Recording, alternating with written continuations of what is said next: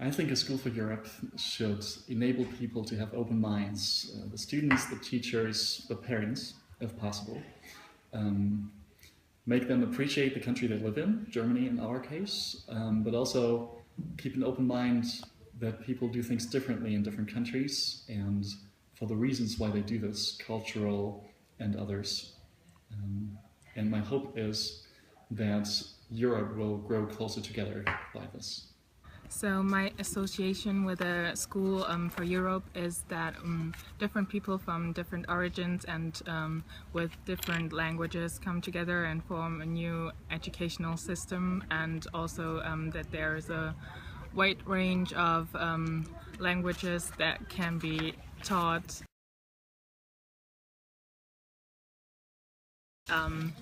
I think the MVG is a school for Europe because here you can learn different languages. I myself learned French and Spanish and also English, and yes, also the bilingual branch is very important because it enables the students to speak English on a very professional range. The Maria-Wächtler-Gymnasium is especially suited to be a school for Europe because we have the bilingual branch and we have a lot of exchanges. Right now, we're using the e-twinning platform in my 8th grade to make a project together with Dutch students. We visited France and Rome all in the last year. So these international meeting spots are something really great about our school. The bilingual branch, of course, helps us to make the people really fluent in English as the language that most people in Europe are able to speak. I think here in our school we have a lot of points where we come into contact with other cultures and other languages, for example, when we learn languages like English or Spanish or French. And we also have those exchange programs where we go to the Netherlands or to Sweden or to France, and where we can meet the local people and talk to them. And I think that we all develop intercultural skills while getting into contact with members of other countries from the European Union, and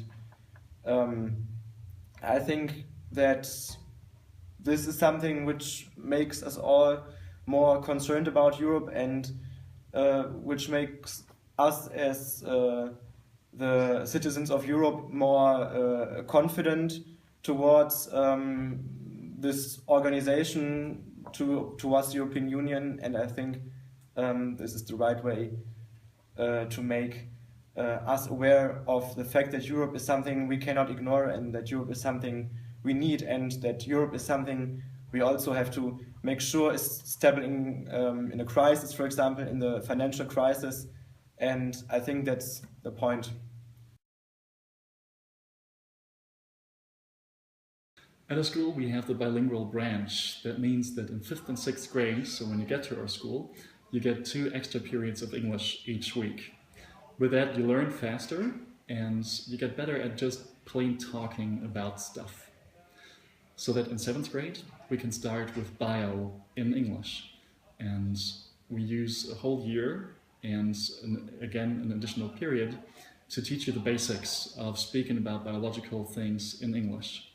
Biology is a great subject to start with because you can use all kinds of diagrams and it's very practical. So you use the language, but you can also see a lot without even using the language. With this practice in 8th grade, you start geography in English. Biology stays in English and geography starts. And then in 9th period, you do political science as well. So you have 3 subjects which are taught in English. The advantages are that finally we don't have to talk about grammar and this kind of thing. We can just use English to talk about topics. And this is something that motivates the teachers as well as the students. Another advantage is that we can use materials from all over the world, from the US and Great Britain and New Zealand and Australia, and also other countries like India that publish materials in English, which really broadens your horizon and expands the way you see things. People get really good at English, really fluent, and spontaneous, which would be the biggest advantage. It opens up the world. Disadvantages are that you do have to wait for the bell to fade. The disadvantage, if you want to call that, is that you do have to study a little bit more, because, for example, in biology, you need to learn the terms in German as well as in English. But that usually pays out. So I know a lot of students who are really happy about this. So I think that when talking about things we can make better about our European work, I think first of all the topics we are discussing in our school subjects, for example in geography or politics, I think they have to be more current topics. They have to be more adapted to the news and to the daily business of the European Union. I think that, of course, it is very important to learn the mechanism of Europe and how it works, but at some point it is also very important to talk about the topics which are important right now, and I think this is something we can work about. And the second point is that maybe the exchange programs could be made more various. So, for example, I think an exchange to Spain would also be a very good idea, or to other European countries. So I think this is also something we can work on.